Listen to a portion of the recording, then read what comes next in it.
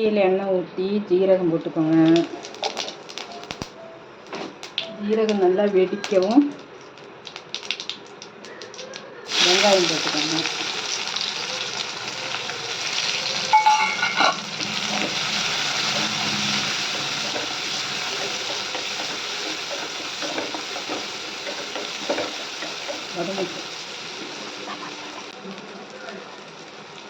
கருவேப்பிலை போட்டுக்கோங்க.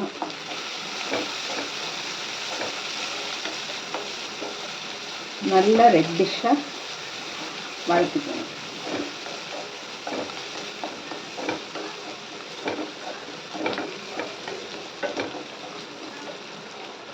பிறகு தக்காளி போட்டுக்கோங்க.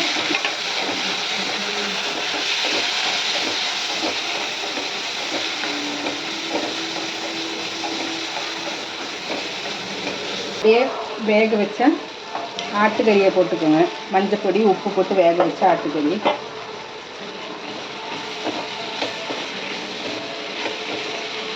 போட்டு நல்லா வதக்கி விடுங்க.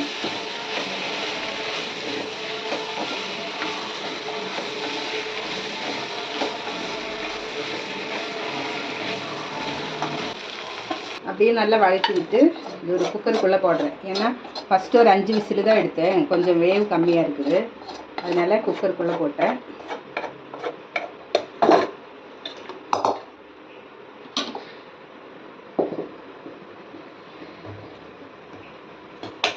போட்டு நல்லா வதக்கி விட்டு அரைச்ச விழுது தேங்காய், மல்லிப்பொடி, மிளகாப்பொடி, மஞ்சள்தூள், சின்ன வெங்காயம், பூண்டு, கசகசை, பட்டை, கிராம்பு, ஏலக்காய் எல்லாம் போட்டு எண்ணெயில் வதக்கினது. எண்ணெயில் வதக்கி அரைச்ச விழுது.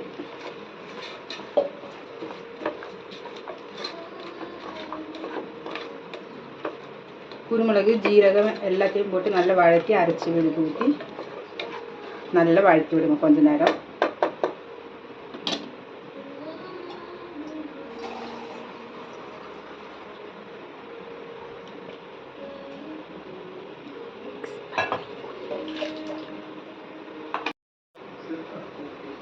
அந்த அரைச்ச ஜார்லேயே கொஞ்சம் தண்ணி ஊற்றி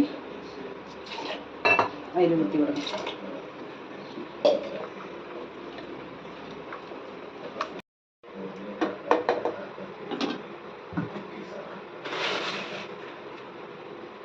ஏற்கனவே கொஞ்சம் உப்பு போட்டு வேக வச்சுருக்குங்க. இப்போ தேவையான உப்பு மட்டும் கொஞ்சம் போட்டுக்கோங்க.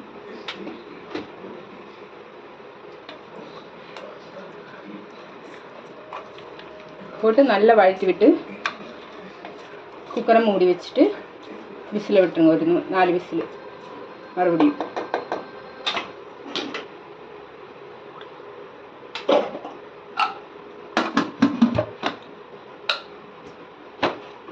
விசில் வரவும் ஓப்பன் பண்ணி மல்லித்தலை கொஞ்சம் போட்டுக்கோங்க.